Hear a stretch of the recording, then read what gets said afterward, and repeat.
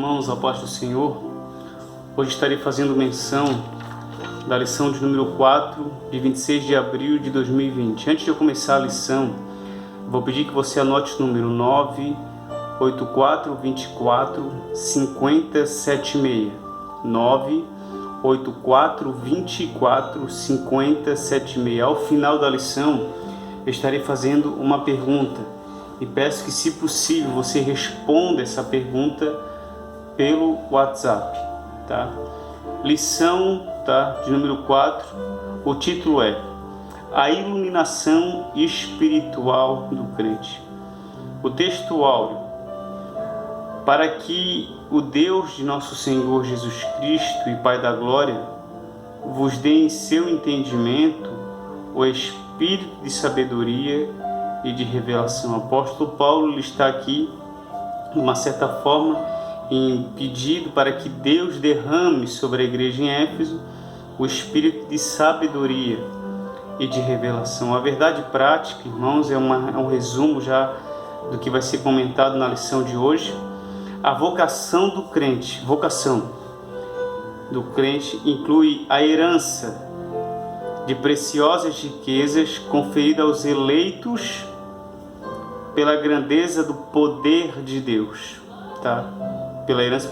Então, o texto já está resumindo acerca do que está na lição, mas temos que falar rápido porque o tempo ele é muito curto. O objetivo geral dessa lição é esclarecer a dimensão da nossa chamada, tá? Nós fomos eleitos, nós fomos chamados, né? Esclarecer a dimensão da nossa chamada, as riquezas da herança divina e a grandeza do poder de Deus. Acerca da chamada, irmãos, né? Nós temos aqui 3 pontos acerca da vocação. Quando falamos de chamada, falamos de vocação, tá? Então, primeiro ponto, ou letra A: Deus chamou pessoas no passado, tá? Ou seja, uma chamada em que Ele teve iniciativa por meio da eleição em Cristo, da qual fazemos parte. Então, nós já fomos chamados no passado. Nós não fomos chamados quando nós já estávamos dentro da igreja, fazendo parte de algum grupo, tá?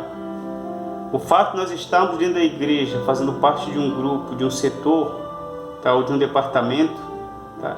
Isso já é consequência do nosso chamado.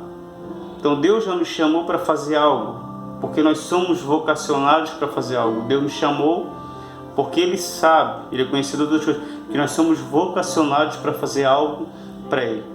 Então, dentro desse chamado, irmãos, existe o serviço e a santificação.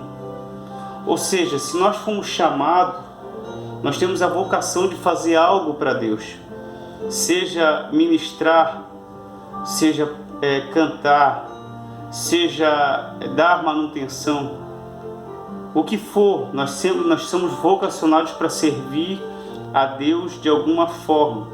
E dentro desse serviço tem que ter a santificação, porque não adianta somente sermos vocacionados para fazer algo dentro da casa do Senhor e não estarmos ligados à santificação. Temos que estar ligados à santificação. E o ponto mais lindo e glorioso aqui, acerca da esperança da vocação, né, é a participação gloriosa no futuro, que compreende a vida eterna e a esperança de conhecer Deus face a face. Essa é uma promessa que está vinculada dentro da vocação. Uma vez que nós assumimos uma vocação, nós temos que estar ligada entre trabalhar, abranger serviço em santidade. E abrangendo serviço em santidade, nós estamos predestinados para uma participação gloriosa no futuro, que é ver Deus, que é ver Cristo Jesus face a face. O que eu acho lindo, maravilhoso aqui, irmãos, que a leitura seguinte aqui da lição vai falar acerca das riquezas da glória da sua herança. Mas vamos aqui falar um pouco sobre a excelência da grandeza e força do poder divino. Quando a gente fala do poder divino, nós estamos falando da força de Deus. Nós sabemos que Deus, Ele é onipresente, está em todos os lugares. Nós sabemos que Deus ele é onisciente, Ele sabe todas as coisas, Ele sabe o que nós vamos falar antes mesmo de abrirmos a boca. Mas Deus também é onipotente, Ele tem todo o poder. Você vai ver que desde a criação do mundo, uma simples palavra de Deus, haja, e as coisas surgiam, as coisas aconteciam, as coisas se construíam, se materializavam sozinhas, simplesmente com a palavra haja do nosso Deus. E Deus mostrando o seu poderio aqui já no Novo Testamento, nós vamos ver que Cristo ele morre, tá? Cristo ele morre. Mas a Bíblia diz que ao terceiro dia não foi um homem que foi lá e abriu o sepulcro. Não foi um profeta que foi lá e colocou as mãos na cabeça de Cristo e ressuscitou Cristo, não. O próprio poderio de Deus fez tudo isso. Abriu a sepultura, ressuscitou Cristo. O poderio de Deus fez com que Cristo fosse assunto aos céus. Ele foi subindo aos céus ao ponto de várias pessoas verem. O poderio de Deus colocou Cristo à sua direita e colocou Cristo acima de todas as coisas.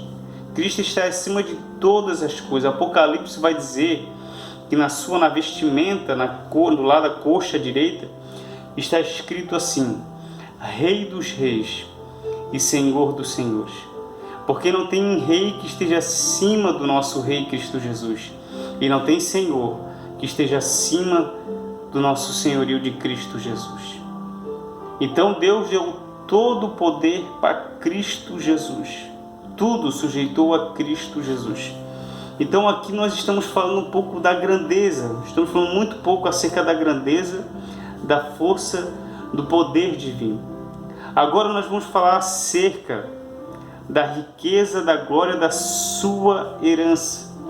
Porque nós não estamos na igreja simplesmente para viver. Nós estamos na igreja com uma esperança do futuro, da esperança do porvir. Nós cremos no arrebatamento da igreja.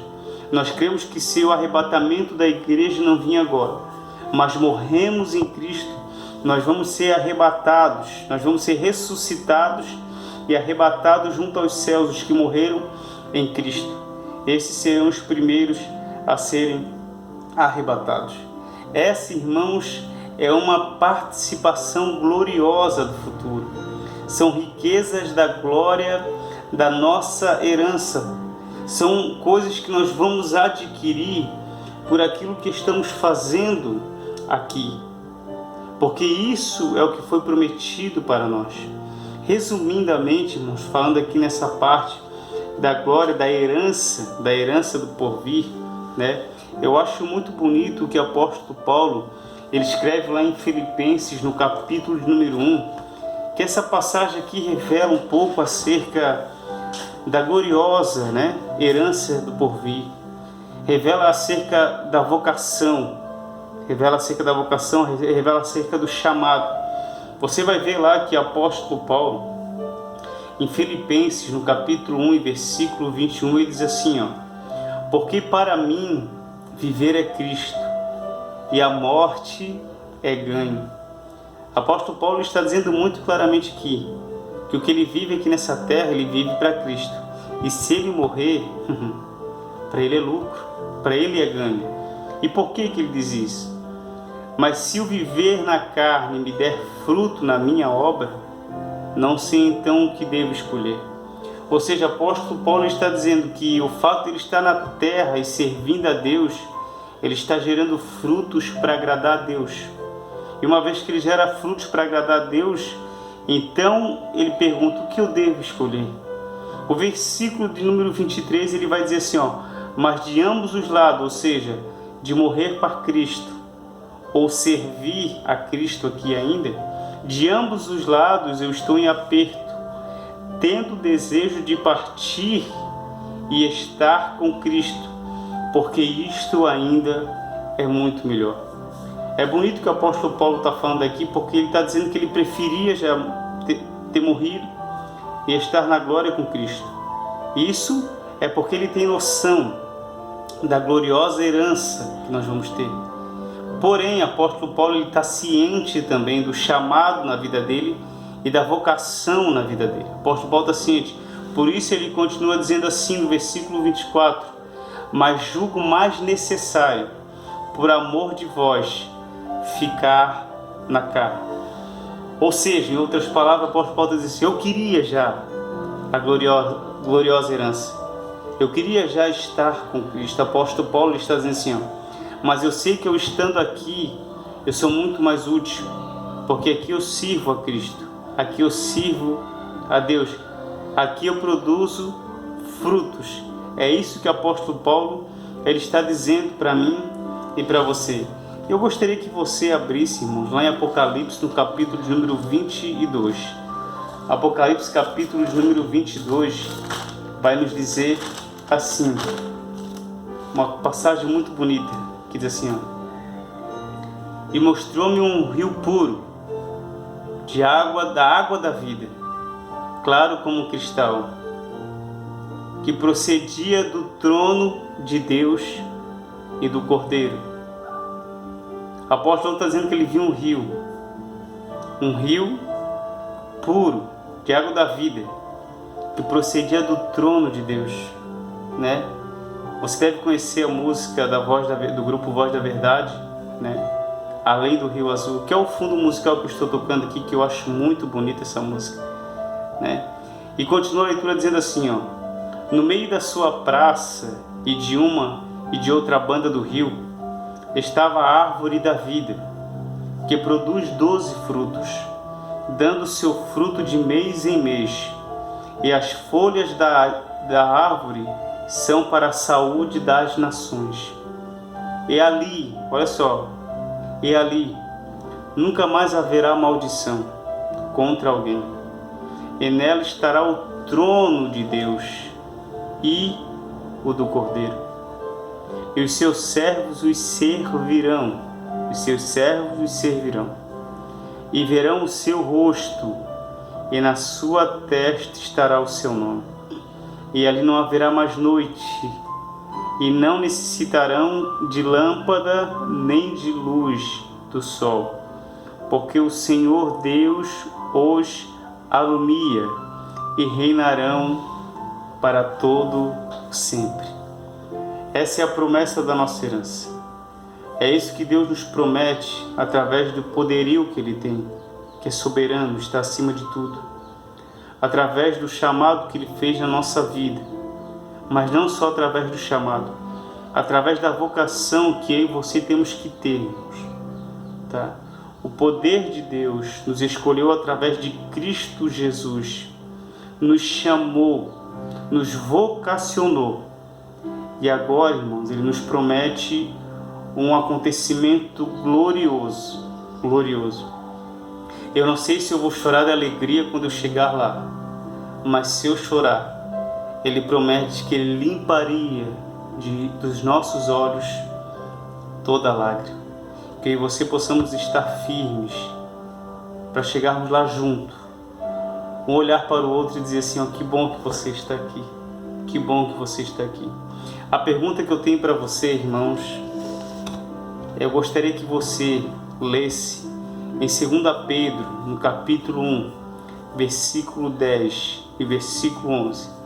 Eu gostaria que você lesse esse texto e responda para mim no WhatsApp 984245076 o que você entende por essa leitura. Deus vos abençoe.